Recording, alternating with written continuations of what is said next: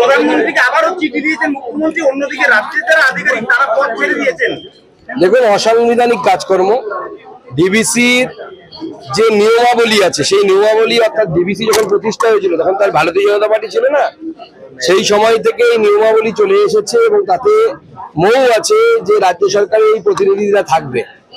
এটাকে দুজন প্রতিনিধিকে মাননীয় মুখ্যমন্ত্রী যেভাবে সরিয়ে নিলেন, আইএএস অফিসারদেরকে এবং অন্যান্য সরকারি অফিসারদেরকে তিনি যেভাবে পলিটিক্যালি ব্যবহার করছেন, রাজনৈতিক কারণে ব্যবহার করছেন, এটা ভারতবর্ষের অন্য কোথাও আপনি নিদর্শন দেখতে পাবেন না। মাননীয় মুখ্যমন্ত্রী চাইছেন গোটা ভারতবর্ষের মধ্যে পশ্চিমবঙ্গটাকে আলাদা একটি দেশ পরিণত করার জন্য, কিন্তু যতক্ষণ পর্যন্ত ভারতীয় জনতা পার্টির কর্মী এবং ভারতীয় জনতা পার্টির ভোটার 2,33,00,000 ভোটার যতক্ষণ আছে, আমরা মাননীয় মুখ্যমন্ত্রীকে এটা করতে দেব না।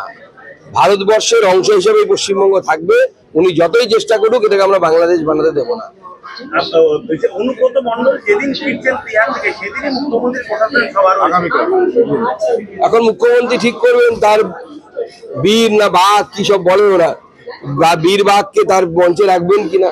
আগামী দিন আমরা এটাও দেখবো যে জেল কাটা আসামিরা তো মাননীয় মুখ্যমন্ত্রীর আশেপাশে ঘুরে বেড়ায়, তো অনুব্রত মণ্ডলও ঘুরে বেড়াবে, অসুবিধা কি আছে? তবে অনুব্রত মণ্ডল কিন্তু জামিন পেয়েছে, ছাড়া পায়নি, কিন্তু জামিন পেয়েছে। এরপরে কেস চলবে, মামলা চলবে, তাতে অপরাধী প্রমাণিত হলে সর্বোচ্চ সাজা হচ্ছে ইকোনমিক অফেন্সের ক্ষেত্রে 7 বছর। যে কদিন জেলে থাকলেন সেটাকে মাইনাস করে বাকি দিনগুলো জেলে থাকতে হবে।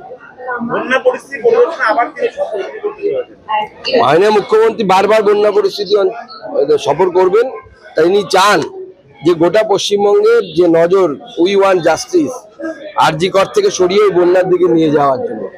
বন্যা পরিস্থিতি ভয়ঙ্কর, সেটাও আমরা মানছি, আমরা সহযোগিতাও করছি। ভারতীয় জনতা পার্টি থেকে আজকে 10,000 ত্রিপল দেওয়ার ব্যবস্থা হবে, চলে যাবে আজকে 10,000 ত্রিপল, এবং আমরা সমস্তভাবে মানুষকে খাবার দেওয়া, ত্রিপল দেওয়া, আমরা মাঠে আছি। কিন্তু মমতা বন্দ্যোপাধ্যায় চাইছেন এটাকে একটা হাইপ এবং মিডিয়ার ইভেন্ট তৈরি করার জন্য। জনতা তো লাঠি নিয়ে দাঁড়িয়ে আছে, মমতা গেলেই পেটাবে, এরকম অবস্থা। আমি দেখে এলাম গিয়ে, ওনাকে বেশি দূরে যেতে মানা করবো আমি। উনি তো আমারও মুখ্যমন্ত্রী, আমার মুখ্যমন্ত্রী যদি বাই চান্স চেলাকাট দেখে ফেলে আমারও তো মান সম্মান যাবে।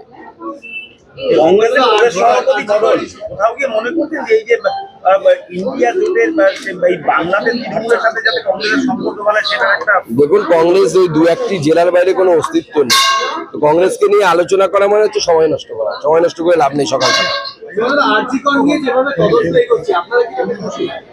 দেখো, খুশি অখুশি তো তদন্ত এগোনো নিয়ে বলা সম্ভব নয়। আমরা তো চাইবো সবাই গ্রেপ্তার হয়ে যাক, কিন্তু তদন্ত তো ওভাবে হয় না, তদন্ত তথ্য প্রমাণের উপরে হয়। তথ্য প্রমাণ না থাকলে সিবিআই হোক বা FBI হোক, কেউ কাউকে অ্যারেস্ট করতে পারবে না। তথ্য প্রমাণই তো এরা রাখেনি, সব তো মিটিয়ে দিয়েছে। সেই জন্য তো আমরা খুব চিন্তিত, আদৌ আসল অপরাধীরা ধরা পড়বে কিনা। তথ্য প্রমাণ না থাকলে তো সিবিআই কি করবে, কিচ্ছু করার নেই। যে এলাকায় ক্রাইম হয়েছে সেখানে যদি 1000 জন যদি পা মারিয়ে দেয়,